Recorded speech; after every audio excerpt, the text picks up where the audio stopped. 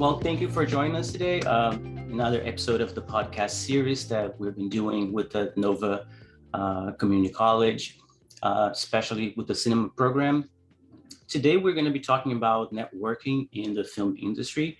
But before that, let me introduce myself and a couple other people. My name is Roberto Ferreira de Araujo. I'm originally from Brazil, your host of today's episode. I'm a proud product of the cinema program at Nova, and I'm here with my two co-hosts, two film experts, Jessica Goins and Ben Donnelly. And they're also part of the Nova program, and they'll be helping me today if I forget my English or something. We also have two special guests today. Usually we have one, but today is very special. Two, they are the successful team behind the Robinson Player films, their RP films. Dawn Robinson, producer, she formerly worked with Eddie Murphy in his production company, among other accomplishments. Thank you for being here. Last but not least, Rick Robinson, Emmy Award winner, filmmaker, worked in film, TV, the works. He traveled around the world with Michael Jackson's documentary unit, and he also traveled with Paul McCartney, Paul Abdul, Whitney Houston, Madonna. Let me catch my break. And that's just the tip of the iceberg. So we're going to talk more about all the work. Please welcome Mr. and Mrs. Robinson. I wish we had the right to play the music, right? Well, thank you so much. Thank you so much for being here. This is so exciting. How are you guys today? Let me just ask you. Start with it. How are you? Can you hear? Can you hear us now? Yes, you're in. Awesome. Yeah, it's amazing. How are you guys? It's amazing when you follow the directions, right? So, well, we're honored to be here. Thank you. Thanks for bringing us on. It's definitely a pleasure. So today we'll be talking about, like I mentioned before, we'll be talking about how to network in the film industry. But before we jump on that, I just want to extend my 30-second introductions with leading to my first question to you both. How did you guys start in the film industry or in the film in business? I'll start with you. Oh, of course he starts with me, and my voice is terrible this morning. So I went to film school at Cal State Long Beach a long time ago. Having started out as a child actor, so I got my SAG card really early. I guess something my mom recognized in me, being a native of California, that it was always sort of an action and cut with the drama. So she thought, let me do something with this. And so I was fortunate enough to get my SAG card through a series of commercials, the first being a McDonald's commercial. So back then, McDonald's was a brand. If you landed a national spot with McDonald's, that meant a lot, right? And you kind of soared. And so from that, I worked a lot, did Eight is Enough. These shows are all way before your time. And a couple other commercials, Sunny Delight, again, way before your time, right? But with that, I started to grow. In Hollywood, typically for talent, back then they catered towards smaller people. And I'm about 5'10". So my height started to, I looked older than it was the reverse. So normally with talent, you want an older child that's small in frame because you get longer hours for set for working, right? So as I got a little bit older, I said, okay, I'm going to go to school. I went to school to do film. And then I landed a TV show working behind camera as a production assistant. And from that, I think that was my tie-in to want to do something outside of just being in front of camera, right? Because I got a chance to see what he talked about in the classroom. I now had to live it on set, right? And so the classroom is a great setting to learn the fundamentals of filmmaking. But then when you get on set, that's a whole nother, uh, what, cup of tea? Is that the best way to describe it? And so I was charged by that. I was charged by what I had been learning. Cinema is my love, right? But then it went to the 12th power being on set, because the synergy, being around a team of individuals that all shared the same goal. And the goal was to the director's vision. You all worked cohesively to marry his vision, for the final screen, right? And so to see that come alive, those 12-hour days, I was hooked, you know? And so it just kind of catapulted from that. And I never accepted anything less. Now, with that, there's feast or famine. You have to decide. For me, I had decided I was going to go with the feast or famine, right? It was like the idea of, becoming a nurse, or trying to go to law school. Those things just didn't appeal to me. The idea of a steady paycheck. No, I didn't want that. I wanted to go for love what you do what you love, and deliver more than you promised. So that was you're the first person in the family to go to the entertainment career. Yeah, well, I think my mom wanted to be an actress, but back then all you had were the Black exploitation films. So you had Pam Grier, who played Foxy Brown. Right. Those were, far and few for young Black actresses. You had Diana Ross, who played in Lady Sings the Blues. You follow me? But yeah. Film was still so new. My mother was born in 1939. So just imagine, by 1959, she's just a young 20-year-old, and how many roles were out there for her. So maybe when she recognized it through me, she thought, this is my way in.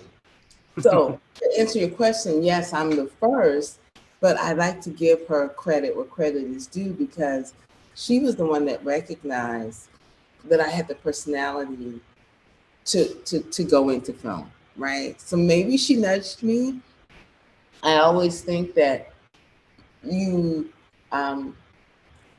your parents give birth, right, to you, and they nurture you, and they seed you, right? And then as you grow, some of those things that maybe they wanted to do are carried out vicariously through their children, right? So you may be the first to host a podcast, but that doesn't mean that your mom or dad is not, completely verbal and has this personality and could have done it too, right? So from that point, and not to overtalk it, but I've had a really good career, and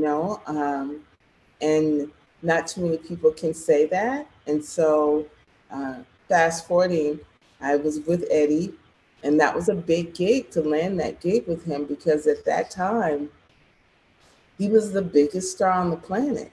Eddie Murphy, Bruce Willis, Harrison Ford. Those were the biggest names in Hollywood. And so to land a gig with him at a very young age, and I look back now, all I had was my film school experience. That was it, and a couple shows, and he took a chance on me. So from that's how Rick and I met. We were both on Coming to America. I'd come on the tail end of that show again. Oh, wow. I was going to ask that. Yeah. But I came on the tail end of that show. That's awesome. Okay. Well, we're definitely gonna get to that movie, because many fans. The sequel just came out, and it's also really good. The first one, well, yeah, as most movies are. But yeah, let's go to Mr. Robinson. How did you get started in the film industry? Well, before I get started on that, as you can tell, Dawn's very shy, so she doesn't have a lot to say. You can tell.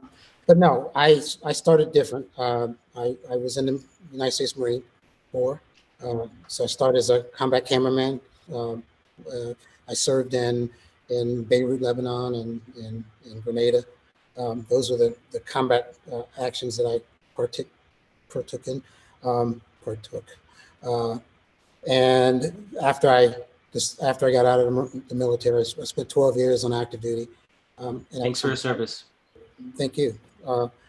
And so at one point, I always wanted to go to Hollywood and make movies. So that's what I did. I got out of the military after 12 years, went to LA, and then had no connection. Well, I take that back. I had part of my schooling I attended. I was selected for the University of Southern California Film School.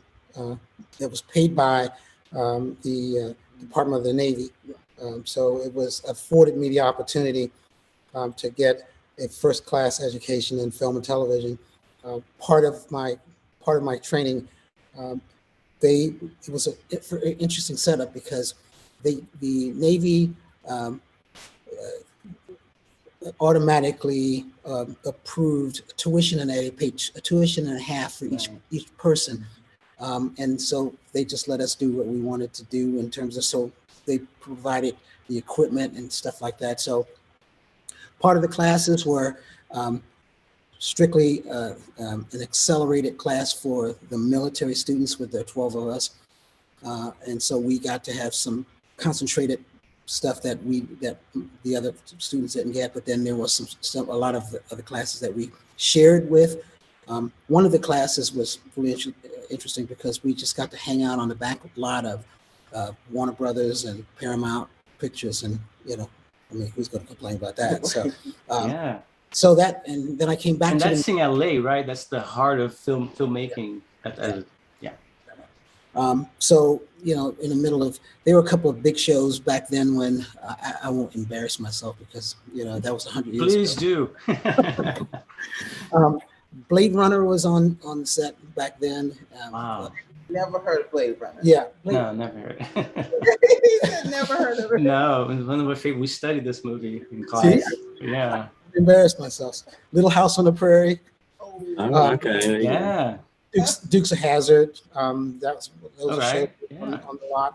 But then after I got out of the military, I came back to Hollywood to make movies and joined the union.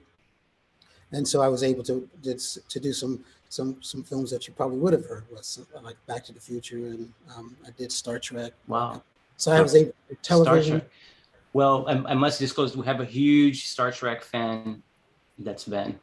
Yeah, he knows every single episode, and he could talk to you about, we could do 10 episodes in just Star Trek. I have to ask, which Star Trek did you work on?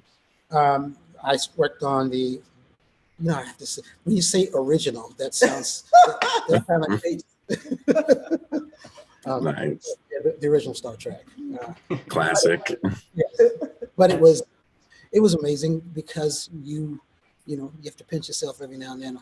Certain shows, and because you can't believe you're actually there, or certain actors that you see all the time that you didn't think. I was never starstruck, but there are a couple of times that I had to take 2 or 3 looks, when I'm working with like Clint Eastwood or somebody like that. Wow. It was really very interesting. So I've been very, very blessed in the fact that I've had an opportunity to work film, to work television, to work rock and roll. So I spent, in film and television industry, in the beginning, when you don't have an association and you have to kind of get out there and grind,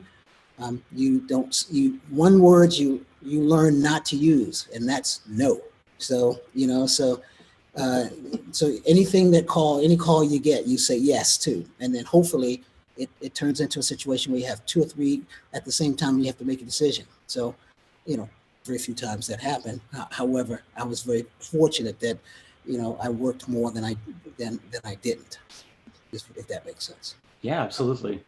And that actually leads to my next question, which you guys pretty much answered already, how your experience in film school contributed to your career. which is pretty much the base of how you guys started, right? You went to USC and the University of Long Beach, and that's how you. Well, when I was on active duty, when you go through the military has schools as well. So I had one of the prerequisites before I even went to USC was to finish.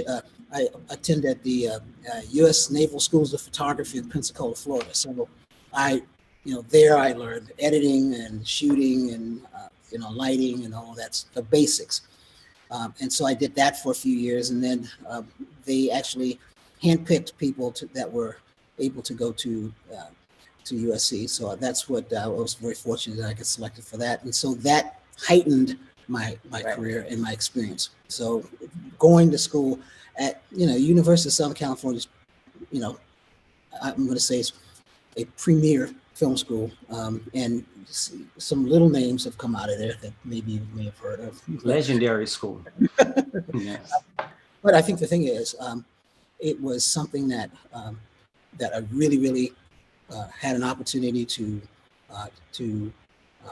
expand the boundaries, and to be able to, when you're in a setting like that where you have a lot of creative people and you get to do things. One real quick note that I thought about is a few years before I attended, there was a gentleman who attended the school, and because we had the students that I attended with, they were called the Navy class. Even though I was a Marine, the Navy, Department of the Navy paid for the education. So this one individual came to the Navy class because he had a film that he was producing, and it was a student film, but the student film had a budget, and so his budget exceeded what they would allow him to do. So he came to the Navy class and, on bended knee, and asked if he could help, if they would be able to help him with his film, because we had all of our equipment. We had our film, we had our cameras and editing equipment and everything. And so they agreed and helped him do his film. And that film that he shot went on to win a Student Academy Award as THX 38. It was George THX. Oh, wow. Get out of town. Yeah. It was George. Awesome. Yes. Oh, wow. That's awesome. So I said, some little folks have come through there. I'm one of the little folks. Yeah, wow. So is this I had no idea the military had a photography program.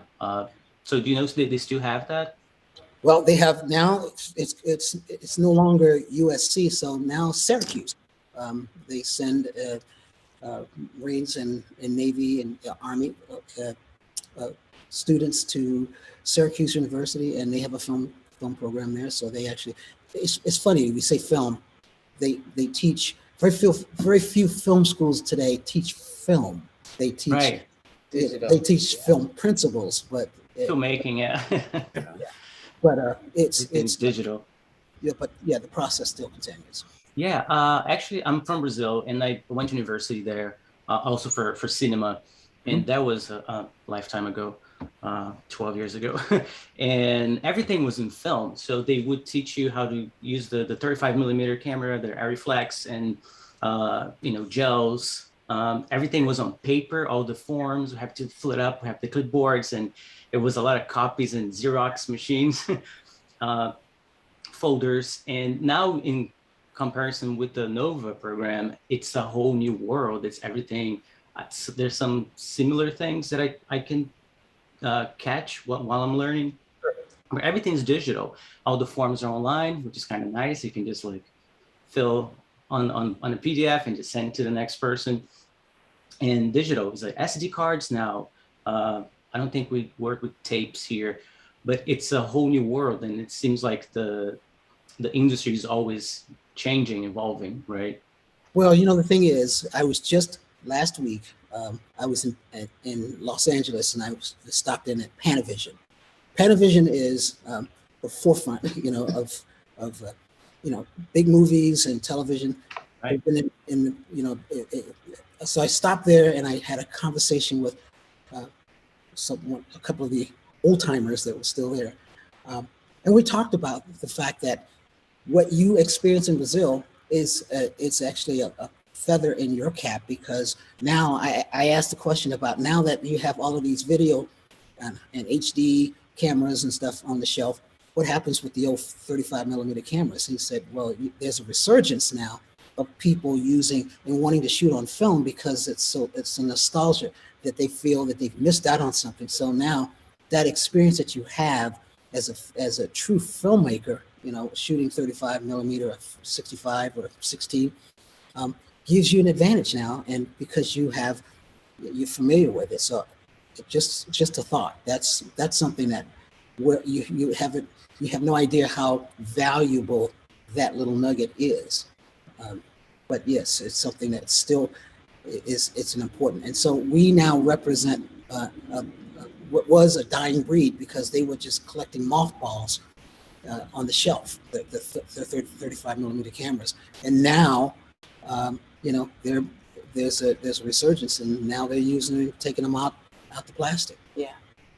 And to add to that, I like to think it's the same as learning to drive a car manually.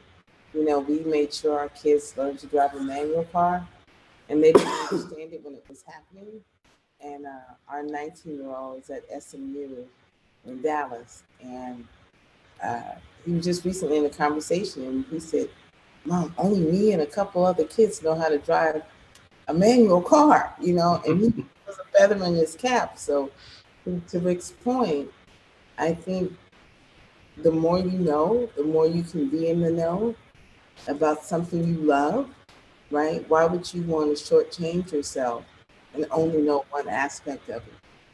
The same as, why would you not want to take an animation class at Nova and only strictly concentrate on one medium? You want to know as much as you can. When you decide to dive in, I tell the kids all the time, so dive in on purpose. You want to lean into everything you're doing. You're going to make it at something you do. You're going to make it. You're going to be able to pay your rent or your mortgage. You're going to be able to buy your groceries. Your choice is your choice today, what you decide you want to do. If you don't decide it today, 20 years from now, you'll be sorry. Don't worry about whether or not you're going to have medical insurance. You're going to have it because you decided, I'm going to pursue something I love, and that is going to pay off for me. Yeah. Does that make sense? Yeah, absolutely. Thank you. But I always like to drive that point home. The reason you're in school, sometimes you don't know why you're in school. Sometimes you don't know if you're going to get a job. But you know you love this thing that you do. And so just knowing, loving that, it leads to something. Yeah, and I don't want to drive the narrative, but I do want to add to what she just said. One of the things that I've realized now that, and I haven't really looked for a job in many years, but I think the thing is, now you as a young filmmaker coming out of school, you're so competitive. It's so competitive out there. So you can't just say, used to be back in my day where I was a cinematographer. That's what I wanted to be, a cinematographer. But today you're an editor, a cinematographer, and you have, a writer. A writer. But all of these things are who's applying for these jobs out there. So you have to be competitive. So you can't put stovepipe into one thing. That's what you want to do, because it doesn't work that way. So I think that now I'm looking at folks like you that are, I look to you as fresh eyes and fresh talent. And so you are now allowed to do way more than I ever had to. It forced me to go back to editing and doing the things that I used to hate doing. But now I love it because I was forced to do it. Also, the editing is different nowadays, right? Because when I started studying, we had to go to the cutting room, the splitting room, right? And that was terrifying, because if you cut something, it takes time and effort to put it back if you made a mistake. Now on the computer, you can just boom, one click, undo everything. I started on a flatbed Moviola, so you know what that is. Moviola, yeah, that's the name. Flatbed and the upright one, did both cutting and splicing. when video came on deck, we were doing the single system, not single system, but we had non-linear. I worked linear, so that was, if you made a mistake, you had to start all over, and you couldn't just do like you do today, just take that and take that one clip and move it into another place. It doesn't work that way. It didn't work back then that way. So now everything is so much simpler, so much easier. I also want to ask you about, I guess when I was working or studying at my previous university, I got the chance to change or unload the magazines, the film magazines. To me, that was the most terrifying thing I've ever done, because if you got it wrong, you don't know until they shoot, until they send to the lab and they get the negative. Oh, not good. So you also work with live events, right? Yeah, terrifying. It's a dark bag. You just put your hands in, and then you just have to feel it, right? Because you can see anything, unless you're in a dark room, but that's more expensive. That's how Rick started. In the dark room? As a loader. As a loader. As a loader, that's terrifying. When I went to Hollywood, my first ability to get into the union was as a loader in the dark room. So I spent most of my time on set on the dark. My first show that I worked on that I was excited about was Coming to America, and I spent 80% of the time in the dark. So wow. I'm talking about Freddy's Nightmares was a television show that was shot on 16 millimeter, but I'm talking about big films like, so that was the first 16 millimeter. Yeah. I'm trying to get a 16 millimeter camera. It's getting cheaper now, so that's good for filmmakers. Another terrifying experience that I think you might had, it's doing a live show, because there's no room for mistakes there, right? Mm-hmm. I think you did. You won an award for, not just any award, just like the Emmy Award. That was a live event. That was the primetime Emmy, which was for Beauty and the Beast. So that was an interesting show, because that one was shot live, but it really wasn't live, because we actually shot that in parts of it was shot in Egypt, and some of the pieces. Well, I take that back. I'm sorry, I got mixed up. We did two Disney shows. One was Aladdin, which was shot in Egypt, and the other one was the Beauty and the Beast. Beauty and the Beast was actually shot in LA. So, but what the thing was that we shot it in multiple cameras, switched it, but it was still editable. So it was shot live, but it, at the end of the day, you take it into post and do the edits. Not so terrifying. It's not. But I've done live events too. So where you don't have an opportunity, you don't get a take two, and you have to coordinate it. So usually those shows you have rehearsals and stuff like that, so in advance what's going to go on, and you have meetings with the technical director, and so they kind of plot out the shots, and you have a roadmap kind of, Mm-hmm. But there's shows like the Academy Awards and those live shows that you don't have so you don't have an opportunity for a second shot. Super. Wow. I did Super a couple. I was going to ask, that's the one that you cannot mess up in any way, because you only have that amount of time, right? It's not like 3 hours long or 5 hours. But just like everything else, even for the Super Bowl, we had rehearsals a couple of days before. Even though we didn't have the acts, we had the drive runs so that we knew, because I think it was like 22 cameras on that, including plus the blimp camera. So it was a lot of cameras. Ours was only for the halftime, so we had half that in terms of for the coverage. But yeah, Steve, even with that, it's still something that that's a little scary. You can't make mistakes. So just real quick, kind of on that note, I know recently, I think after 2003, they started adding a delay to live television. We all know why. We don't need to bring it up. But so does that benefit like the camera crew as well, or is that mostly just in case there's any kind of incident that they want to avoid, or like if you mess up speaking like with the camera, can they edit that for television? Well, usually anytime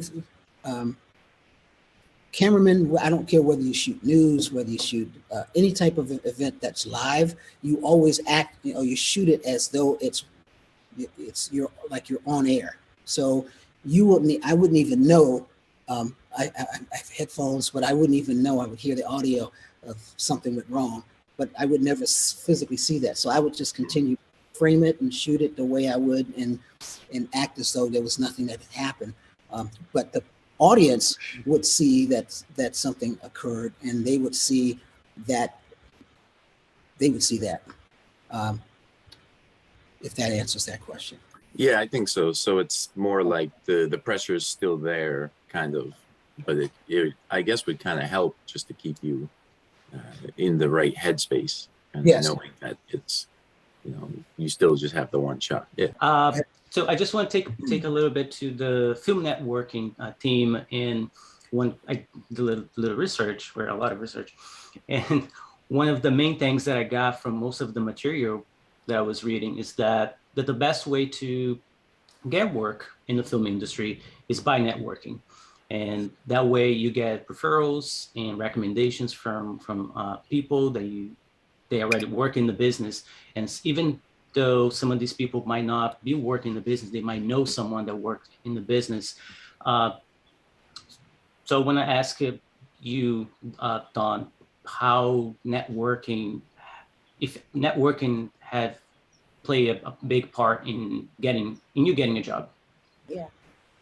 So one thing about me, I shoot directly from the hip, right? And so not a lot of fluff with play on words.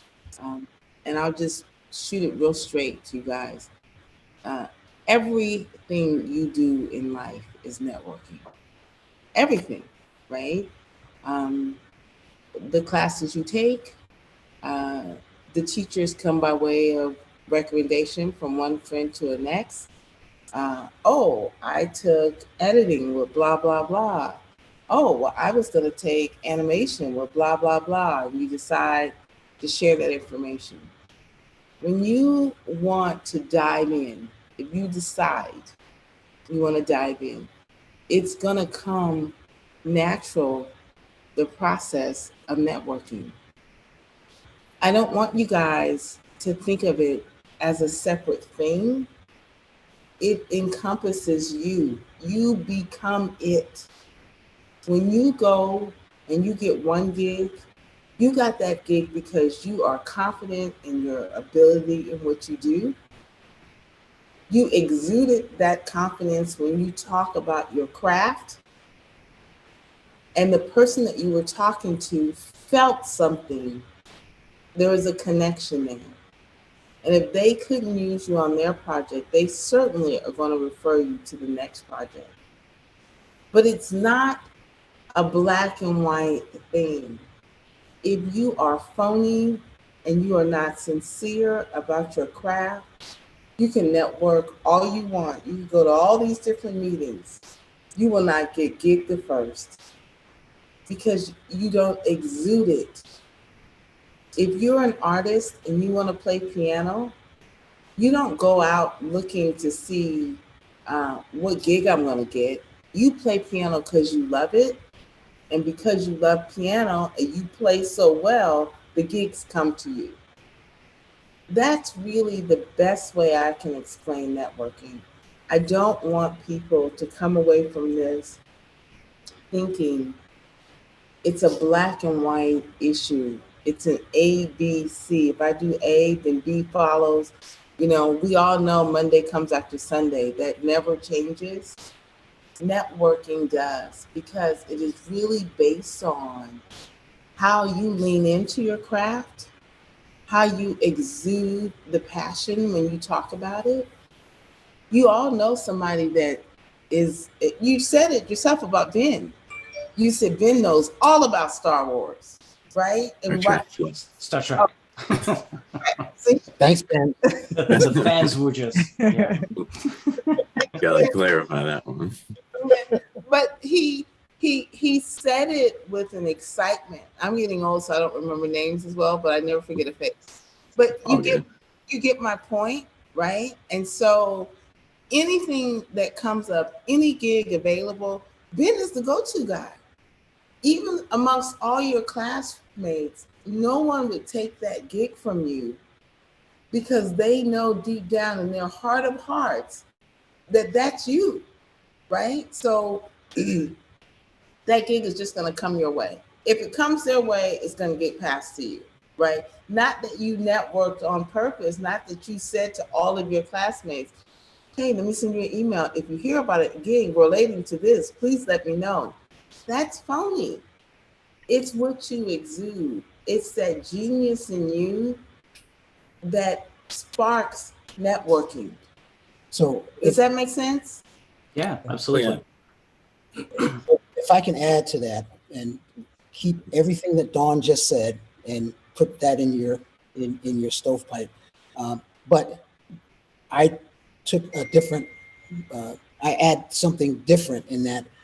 What about the person that just graduated and they have no connection, they have no relation to anybody in the film and television industry? How do you get started? For me, that's where I was. I got out of the military.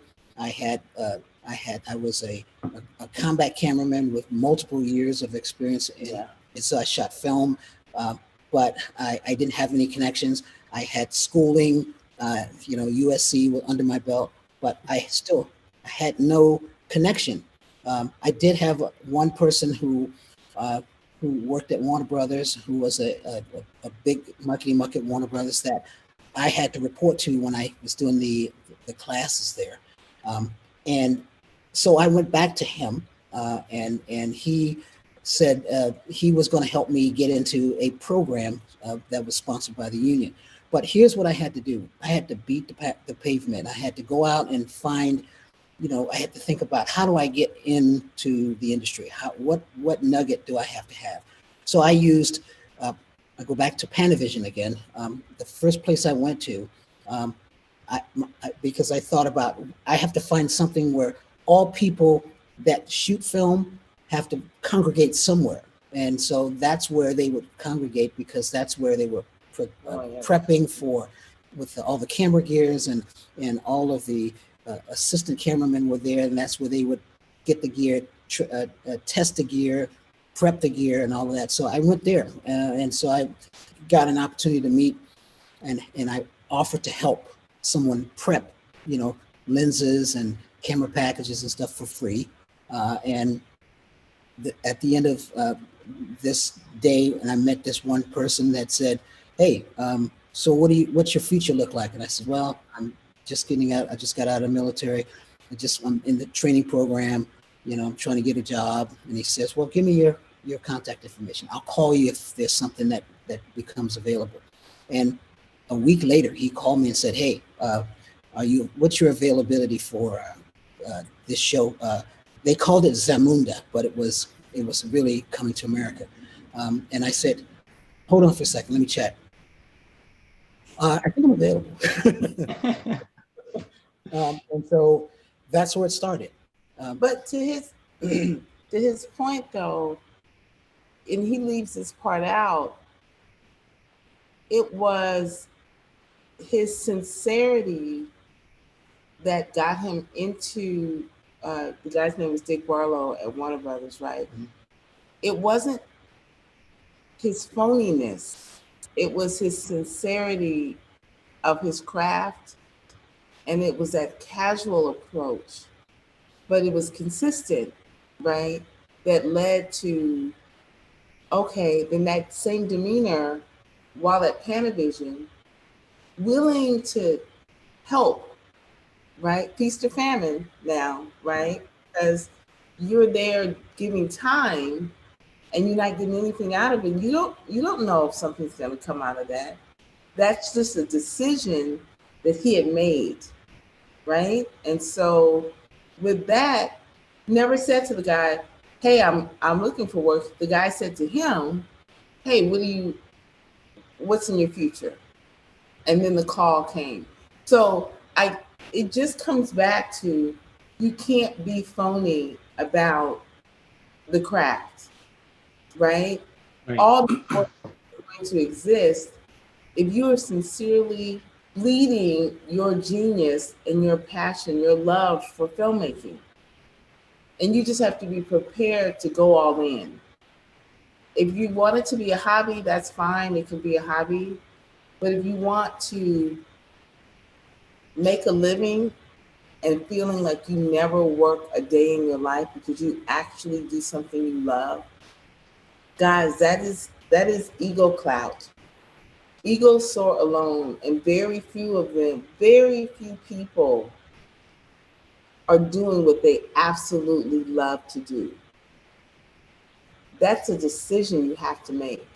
Yeah, and one of my mentors, she's passed on now, but she was the first woman member of the ASC, and so she was Brianne Murphy.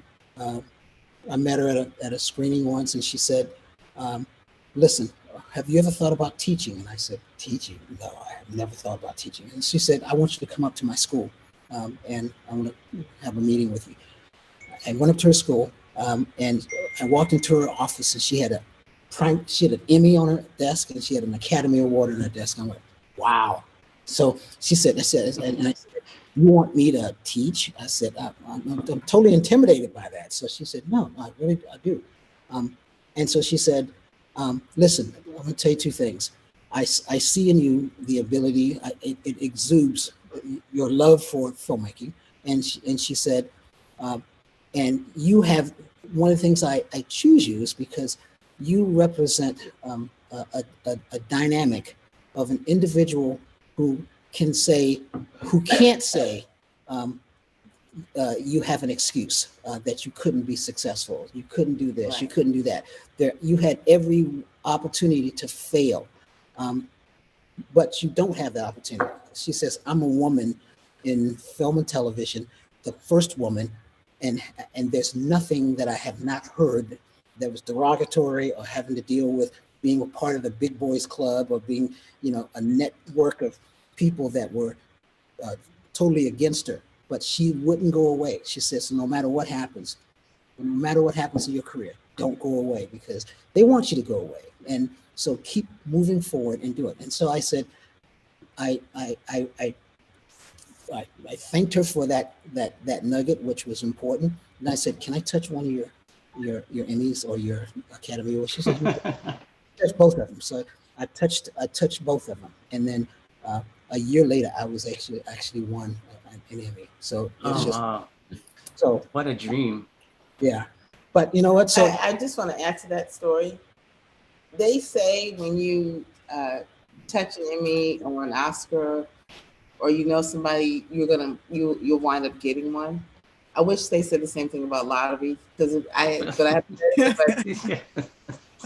as one, maybe that's why I haven't won.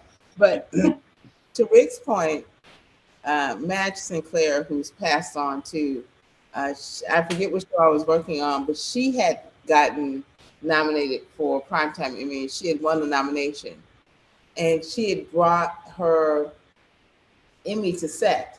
And I was so young, guys, like, teens, maybe 20, maybe 21. And she brought it to set, and she said, Dawn, I want you to hold it.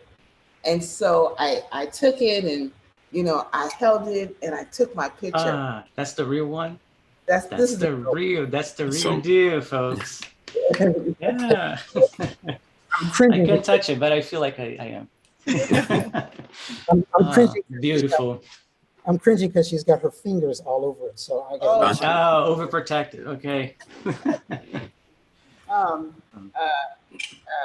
And to that point, we got another one too. We got a baby one. This is a wow, regional one. So, but so I held it, and sure enough, now I haven't won one myself, but through Rick, he's been nominated several times, and so I think that holds true. I think that when you are in the presence of greatness, it lends itself to something, and it's sort of a passive energy. You know what I'm saying? And Yeah. take it, and then you go. I'll just cap it by saying you always want to be true to yourself and be the best person you can and explore your opportunities and not just limit yourself. You need to be able to challenge yourself to be able to reach heights that you would never think you would. Most people who want to be a cinematographer or a director or an actor, they think about it, but they don't take it to the next level. They don't challenge themselves to the point that, you know, you want to aim for the moon, and if you hit, aim for the stars, and if you hit the moon, then you're good to go. That's, if that makes any sense. That's yeah, absolutely. It does make sense.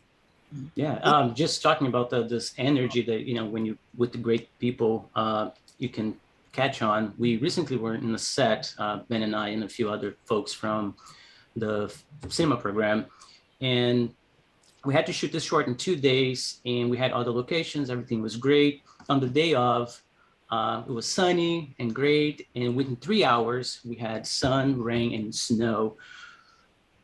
And how do you, you know? This was April.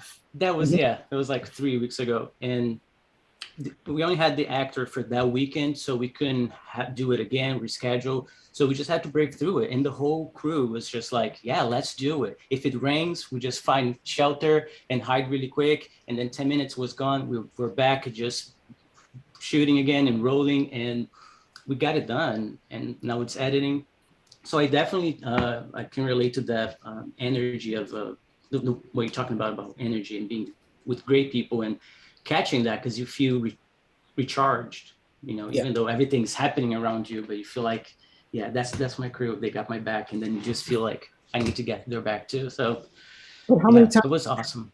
How many times would you have had that same experience? And now that would be 3 separate experiences and 3 different days and 3 different times that you would have to experience that, but you experienced one time. So you've had to adapt, overcome, and deal with that and improvise that whole day to make that happen. And that's a reality. That's real.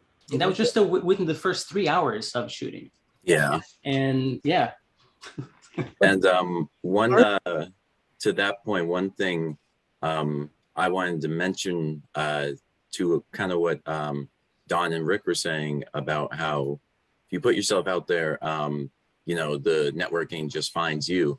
And it reminded me of when Roberto and I were working on the film, we were just so focused on our film, right? We didn't have anything else besides just completing this film. And after we did that, the editor comes up to Roberto and says, I want to work with you because you have a great eye for this kind of stuff. And what you guys said, I think is so true. And it reminds me a lot of the example of that, because that was really cool. Yeah. And it's not to say that you have responsibilities that you can ignore. You got to pay your cell phone bill. You know what I'm saying? You got to keep a roof over your head. But those things are going to get taken care of anyway. So you might as well do it and take care of it with something you absolutely love to do. Yeah. Right. So, and then that way when you surround yourself with cinema and all things cinema, the networking just comes. It literally, guys, it's hard to articulate it. Just know if you surround yourself all things cinema, it comes. Absolutely. On the other, I was also co-hosting another episode of this podcast, and it was about music. And we had this professor from Nova that he's in charge of the, I guess, sound engineering program. And at the end of the podcast, we're just talking about how could we get people to do the soundtrack or the score for our short film that we did 3 weeks ago. And he was happy to just give us some names of his students that could be, work on it. And I was like, oh, that's networking right there.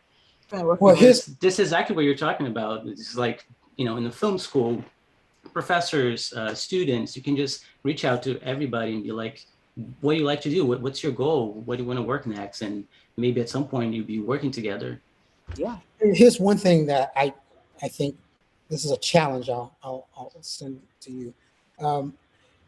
I had someone who, most filmmakers, most people who work in the business love to be able to help students or help someone who, because they remember when they were at that point where they were just getting started and they didn't know anybody. And so they always like to feel that they've helped somebody or done something. So if you reach out to, you'll be surprised how many people, no matter who you think it is, no matter what they've attained in their life, you pick a name of an actor or somebody else that you thought, wow, that's a person I really admire, or a director I admire their work.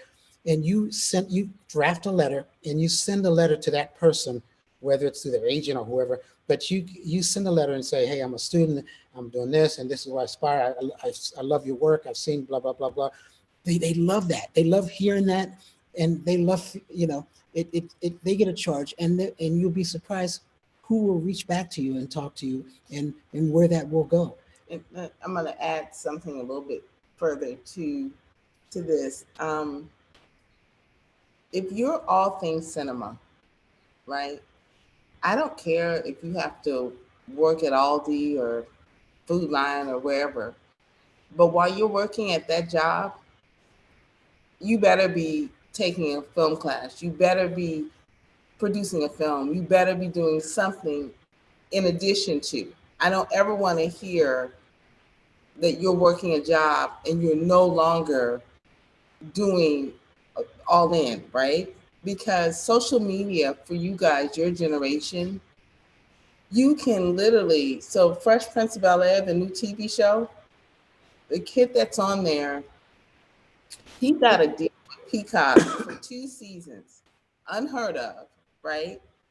He all in, right? Cinema all in, had a part-time job in LA, but still every dime outside of paying his cell phone bill and his money got to pay his mama for rent, because we all got to pay somebody. Every dime went into producing his 30-minute pilot for the new idea of the show, right? He peddled that 30 minutes for about a year. Will Smith's kids, I can't remember if it was Will or Jaden saw it, took it to their dad. Now, mind you, Will is getting some bad press because he acted up at the Oscars, but to this point, took it to Will. Will thought it was hilarious, the new spin. He took it to Peacock for this kid.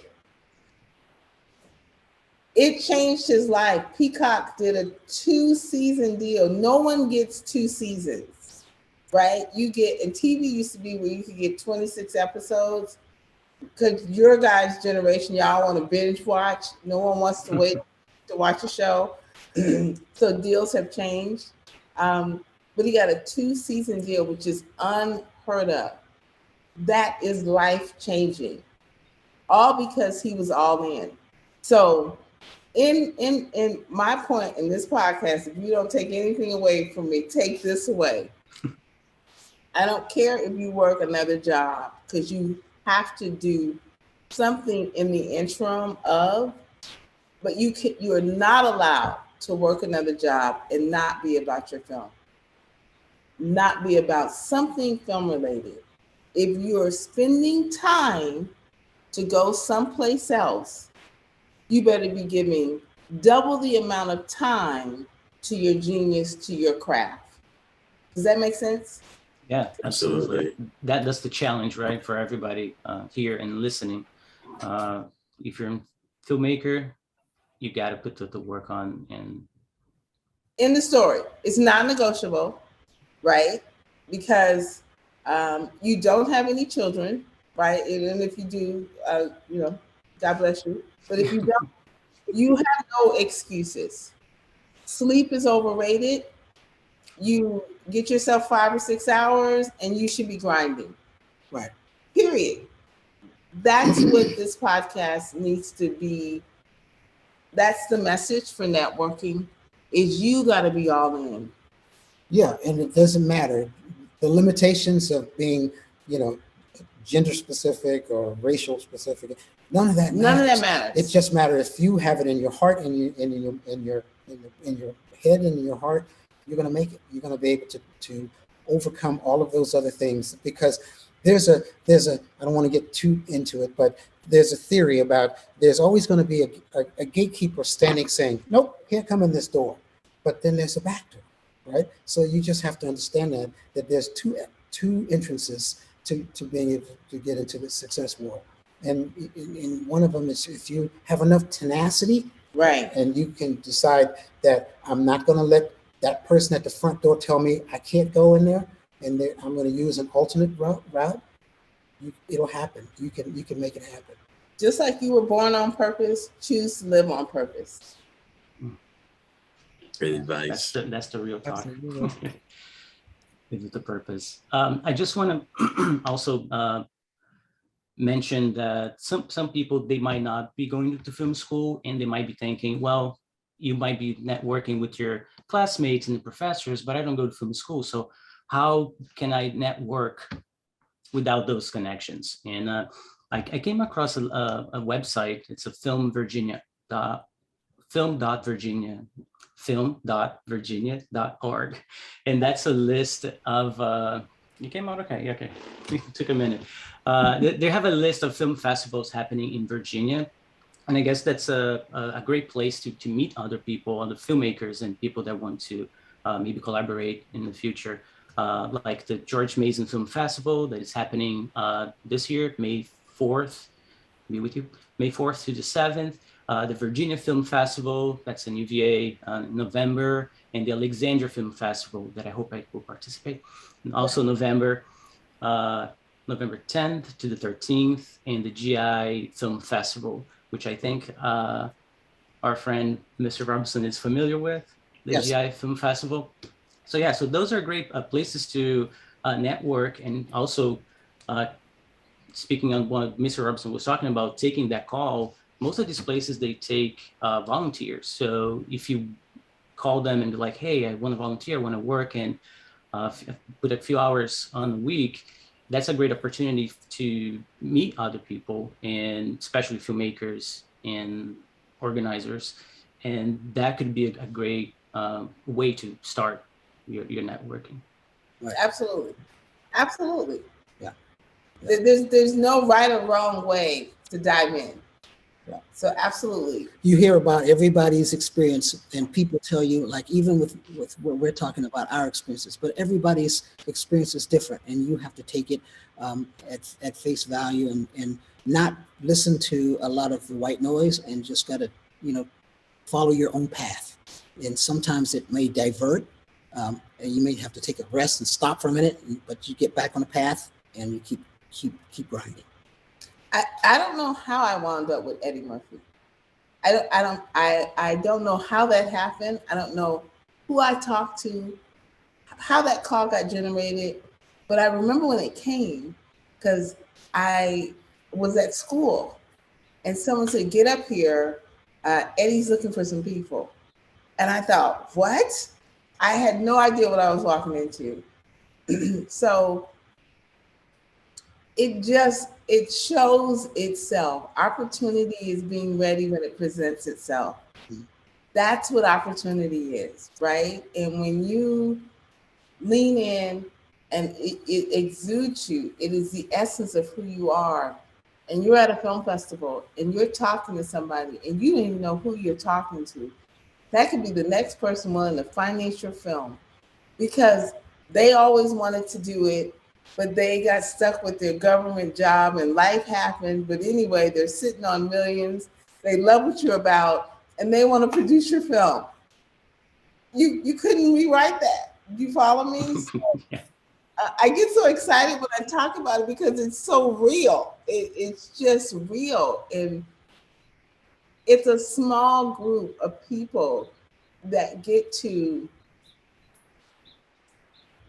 understand why you're doing what you're doing And you're going to have so many naysayers in life that tell you, you're going here and you're going there. And that is not paying you any money. They don't understand the contact high. Yeah. They don't understand it, right? I heard Kanye say something recently. He said, you got about 100 years here. When you look at it that way, why would you not be trying to do everything you could do to enjoy and lean in? And let's not label it networking. This is just me. This is my life. Yeah. I go to these things because this is what I represent. Yeah, and a lot of stuff like television shows and movies and stuff like that's cool. But you know what? Documentaries I like because it tells stories about people. Everybody has a story. And those stories, are, a lot of times you learn not so much about society and about things that people have had to overcome. And that's one of the things that, you know, at a certain point, if you do one documentary, you know, and find something that's really challenging with someone that's really gone through a lot and had to come through a lot, you learn so much about that and that challenge, and it charges you to say, hey, that person made it, you know, why can't I? What was the show? It's called Squidward Games or something. It's Squid Game, yeah. Game. Remember, you guys know his story? It took him 12 years. He made that show 12 years before it got picked up. 12 years. I did not know that. The determination. 12 years. That's another thing that people, I guess, expect about networking, right? They expect going to this event and getting the job right away. And most likely that's not how it happens, right? Networking, you just have to meet these people and then keep following up and create this relationship until something happens. It's not immediately. Don't look at it so mechanical. Don't look at Roberto. Don't look at it that mechanical. Yes, that is how it works, but don't look at it mechanical. If you're there because that's the essence of who you are and who you want to be, the other stuff comes natural. Yeah. But one of the things that a lot of students right off the bat, they do, this is what I forgot to mention.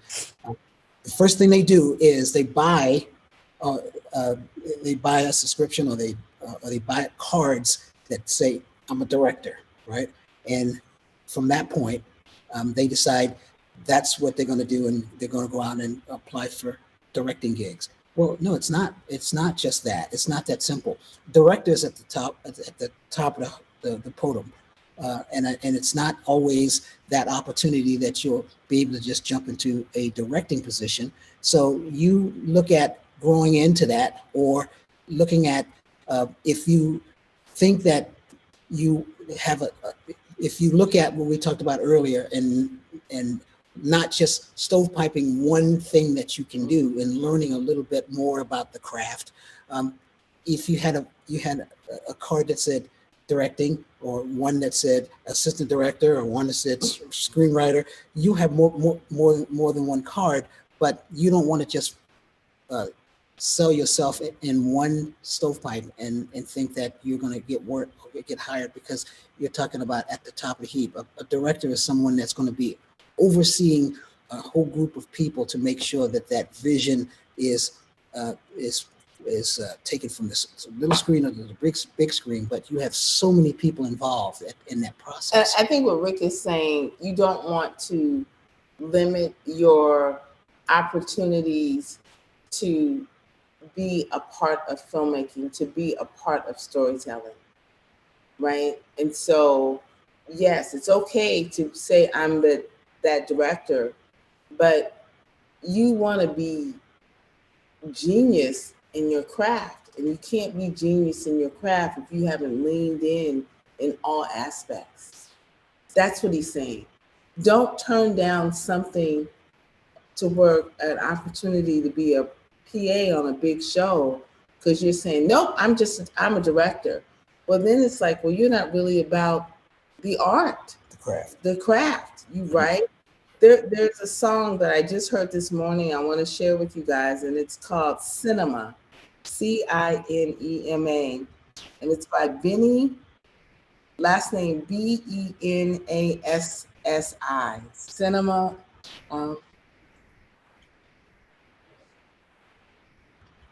Okay, I see it. Okay. So look it up. All right. Listen to the song. Listen to the lyrics. He's an electronic artist. Yes. Yeah, I've heard. He's done a lot of stuff. Oh man, this song, I heard it for the first time this morning, and I'm like, this is being in love with sometimes being in love with the girl that doesn't love you back, or the guy that doesn't love you back. But this explains my love for cinema. And if you listen to this song, I guarantee you the lyrics will have your heart, and it will explain and encompass all of why you're doing what you're doing. Please. I gotta listen. Cinema, Benny Benassi. Yes, please listen. And now I'm going to say, and email me back and say, hey, Miss Dawn, I heard the song. I get your point. They're right. I will. And I heard you guys are flaky. No, I'm kidding. All right. I guess we're running a little out of time, but I still have like a couple more questions. Just want to do like a quick, rapid thing. Let me see. Social media. Did it help or not help with connecting with people nowadays? Yes. Yes, social media is very important. I mean, that's we come from a world where 10 years ago that was something I had no idea about. That's how the guy got his deal for Peacock, through social media. Yeah. Oh, there you go. Yeah. It's valuable. Okay. And I guess my last question is just for the fans, all the fans here, if you could talk about a little bit of your experiences in sets, like the Coming to America or Back to the Future, or in the shows with Mr. Jackson and Madonna. Sorry. Paul McCartney. Can I cut in for a little bit? Sure. You worked on Belly with Hype Williams. Wow. Yeah, I did. He's one of my favorite music directors. Could you just talk a little bit about him? Well, I watched so many of his music videos growing up. Oh, Hype Williams he's an interesting guy. I mean, he always shot with a wide lens or a 5.9 or 9.5. He's a wide guy. Yeah, so, the fisheye, he wants you to get in there. So that was, but he is the type of person that I had to adjust to. See, music videos were different because when you do dramatic features or it's a different style, and so you have to listen to these creative guys and gals that come in, and they have a different way of doing things, and I kind of roll with it. I didn't like the concept at first, and it's like I would say, well, do you really want that whole thing just in a fisheye lens? And that's what I want, But real quick, it reminded me of a story from a famous director of photography that worked on a film, and it was an actor sitting on a bed, and the director of photography he set the shot up, and it was a door sill that split right in the middle of the actor. And so the director of photography readjusted the shot, moved the camera over a little bit, and said he wanted it that way. And then the director said, no, I want it back the way I had it. So he reframed it.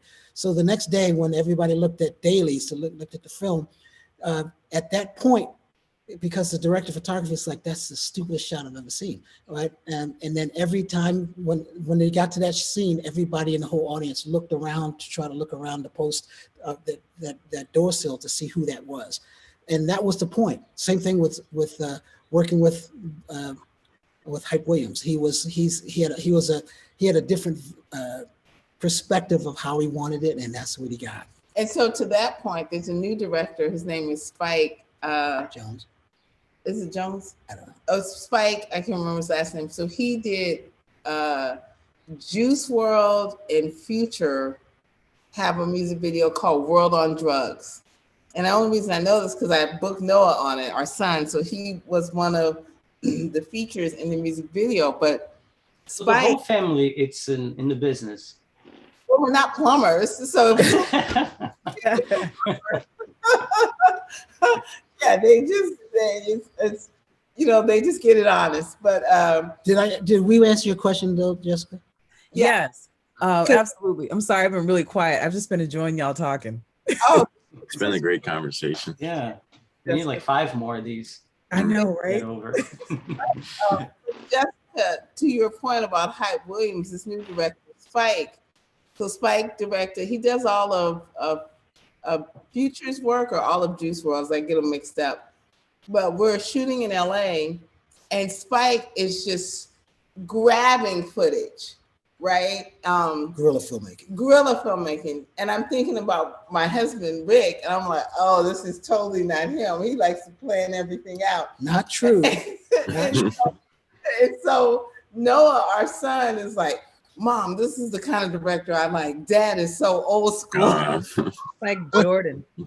Yes. Oh, yes, Spike Jordan. That's it. Yes. If you watch that music video, Noah is one of the kids. I actually have a cameo in it too, because I try to always, I'm a camera hound. I like to get in stuff too. I said, Spike, can I be in it? And so there's a quick frame where the kids are running out the classroom and you see me say, come back in. It's so quick, you have to pause it, right? But my point is that filmmaking, that there's an age difference between Rick and I. So I love it, right? But then I have an appreciation for stuff that's planned out. Well, listen, I'm a camera, I'm a motion picture camera, comeback camera man that started. I shot news, I shot all kind of formats. The difference is guerrilla filmmaking is a whole different thing. But I stopped doing that when I had 2 incidents where one of them, we were driving down South Central LA with a camera sticking out the window, shooting at people as the car was driving by, which got the wrong kind of attention. And the other one was staging a fight, a scene where there were people, the gangbangers fighting in the parking lot. In the middle of the shoot, we had 5 cop cars pull up with guns drawn in the middle of our shoot. So, wow, that's crazy. Trying to explain that to them, like, it's pretend, it's not real. We actually had a similar experience, or on our short film 3 weeks ago, we had a scene in the metro, and I was the director, and I talked to everybody beforehand. Let's not bring attention because we don't have permits, and it's not going to be a long scene or anything. But we don't want people to have stop us.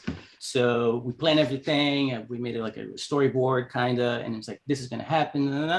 And on the day of, when we got there, when we saw someone from the metro coming near us, we just pretended we're just tourists. We didn't have no tripods, no nothing. It was just the camera, because the previous day we had the cameras and the lights and the works. And on the metro was just the camera, like we're just playing tourists and just tourists fun. Tourists don't have lights and tripods and no. Yeah, we had a monopod hidden somewhere. But yeah, when they walk by, we're like, oh, that's nice. Yeah, that was fun. It was a good time. I just have another question, if you don't mind. I don't want to keep you guys. How different is guerrilla filmmaking to shooting on combat? Oh, combat. Because it seems like it's in my head, handheld and. Well, here's the thing: the difference, and I think the magic between both styles, the common denominator is uncontrolled action. So you don't have a take 2. So when you shoot news, and I think that's a lot of people, documentary cameramen, and guerrilla filmmakers, a lot of them use that principle that you don't have a take 2, so you have to get it right the first time, and you learn a style of being able to capture things in a way that you cover your 6 o'clock to make sure that you get it. So a lot of times, especially in an environment where in combat, you have 2 eyes. So you have one eye in the viewfinder and the other eye looking around to make sure that you're safe. And a lot of times you forget about the second part and you get caught up in the ground glass and the camera, and you got bullets flying and things around you. don't realize the danger you're in. And I've a couple of times where I actually went in like a cops episode. I wasn't shooting cops, but it was a show like that, like Cops, where we went in LAPD. We went in. I went in with the bad guys. Excuse me, went in with the good guys. But I walked into a situation, didn't know what was going to happen, and it could have been dangerous, but it turned out to be a safe situation. But you don't realize you don't look at that, and you don't realize what's going on around you. But yeah, the difference is the fact that you're not in a controlled environment where you have control of everything going on. Uncontrolled action it really separates the people who the big boys want to do it, and the ones that don't, because you for more than one reason, you got to know what you want, and I guess hopefully that answers. Wow, yeah, absolutely. And last, do you guys watch anything interesting lately that kind of caught your attention on TV? It could be film or a TV show.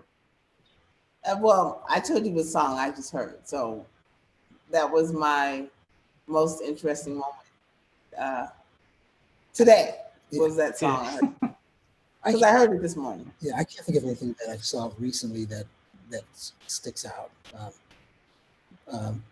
But there's a lot of creative things going on. There's a lot of people. This is a time where, folks like you guys that are out there making it happen, and you're the future of what's going to go on in the world. So I think that you just got to stick to your grind. Yeah. And you can't be taken off course. Don't let anything happen that's going to take you off course. And if it does, get back on course and just keep doing it. And just know you guys have it way easier than we did.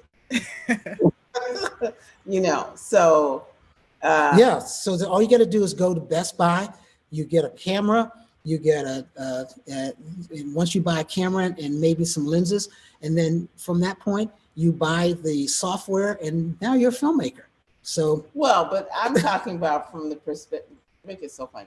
I'm talking about from the perspective of opportunities. Yes. To have your work and to have it in distribution, and to back in the day, even to edit, you had to go to a post house. You had to have money to hire the editor, and the good old boys maybe didn't let you in. And that's no offense to anyone. I'm just saying that click, was a click. And so you had to prove your way in there. We didn't come by way of nepotism. You know what I'm saying? So, but now, and that's why I'm so passionate when I say, live on purpose. Don't let anybody deter you. It's so wide open. You really don't have an excuse not to complete your project and list it on Amazon. And I don't care if you only get 16 buys. Guess what? When you file your taxes, you can say you're a filmmaker, right? Because you made some money and you got some losses. So you can file a Schedule C. What do you want to be when you grow up? Don't go for the second class citizen. Don't go for being mediocre. And I'll end it by saying this. Last week, when I was in LA, we were I went with my business partner who had, this is his first time actually going to Hollywood and doing that stuff. So I actually was I took him to where Mann's Chinese Theater is, and where the stars are on the sidewalk. And I had this one gentleman that I walked by. He was a rapper, and he was giving out discs, and people were walking by and saying no. And I did the same thing. I walked by him. I said no, and then I said, "What am I doing?" So I walked back to this guy, and I said, "Tell me what you got." And so he told me what it was, and I said, "How much?" He said, "I'll just take a donation if you want. If you don't want it, I'll still give it to you." And I said, "Listen, I bought it. I gave him $10 because I respected his grind, and I knew that he was one that," he said, "Just listen to it. If you love it, hit me up, and maybe it's something that you can use, or you know someone that can help me, get some traction with some publicity or something like that. And I got his DVD, and I just listened to it. He's got some cool stuff. I'm gonna reach out to him, and that's how it starts. So I respected his grind. What's his name? Let's promote him. His name is. If it's good. So it's Raise the Record. So let's do this. Raise the Record. Raise the Record. It's catchy. RR. It's a nice picture. It is pretty cool. And it's raisetherecord.com or at Raise the Record. At raisetherecord.com. So that should be maybe, Yeah. It should be on Twitter and Instagram. Yeah. Check the work. Awesome. Yeah. Check Just it out. working right there on the streets of Hollywood Boulevard and giving your work out. Yeah. So is that something you never know who you're going to run? Thank you, guys. That's very kind. Yeah. Mm-hmm. Of course. Yeah. I'm sure he's amenable to, even if he has something on some of your student films, maybe he would be interested in something like that. So I actually lived in LA for 8 years, right there on Hollywood and Wilcox. So it's the best place that I know. You might get a lot of CDs if you walk on that on that street every day, going back and forth. But yeah, well, that was awesome. Why you left LA and came to Virginia? Because then you would flip the question and ask us the very same thing. So we won't even go there. Yeah, I guess love brought me to Virginia. The but I'm planning to go back at some point. right. That's the goal. Cool. Yeah. So I hope we didn't go off on a narrative that wasn't your agenda this morning, and I hope we reminded you to live on purpose and to take this love that you have for this industry, for your craft, and really go all in. I mean, you just don't want to wake up and be 40 or 50 and say, I should have, or I wish I could have, or man, I didn't give it everything I got, right? They were saying networking is not a thing, it's you have to dive in. Did I really dive in? Did I really give it my all? So I'm just, to that point, you, Jessica, Roberto, Ben, you guys, your listeners, your audience, dive in. Yeah. Lean into it. It will reward you on a level that you will have trouble articulating. It will take you all around the world. This man, and I've gone with him, how many countries? Maybe 90 countries and 6 continents. It's that many. You've been everywhere. Wow.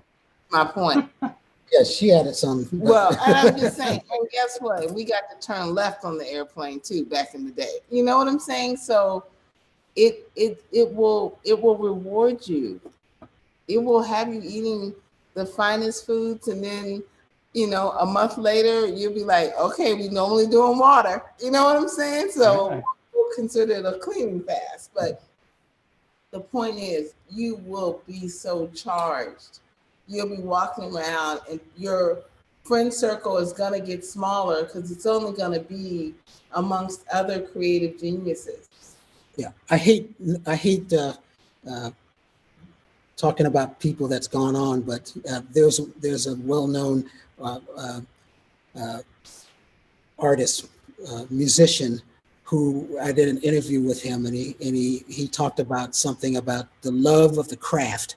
You do it for the love of the craft, not the love of the money, because if you do it and you're good at it, the money will come, and the money will come more than you expected. So the whole issue is to be able to learn the craft and master the instrument, and then just throw it all away and make music or make films, and that's the key.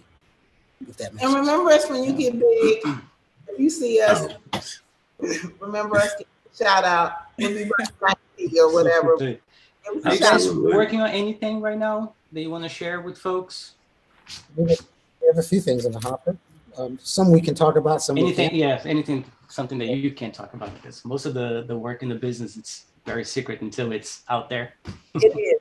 I will say we are in pre-production on something that is we're super excited about. It's it's worldwide. So it's something that's different. It's kind of documentary, a documentary is something that turned into a show, but it goes through all of the continents. It starts in one part of the world. I think it starts in the UK. Wow.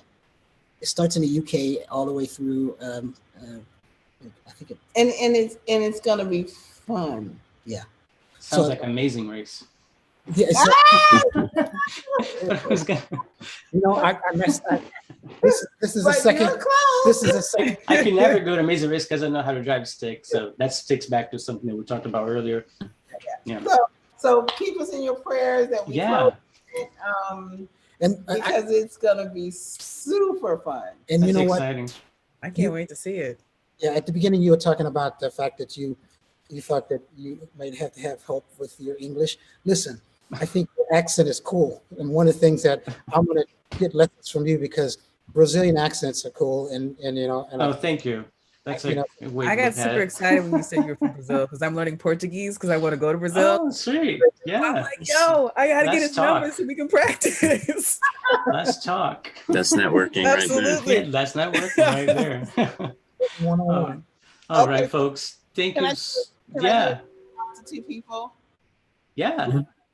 Noah Robinson, because he's up and coming. That's our son. Yeah.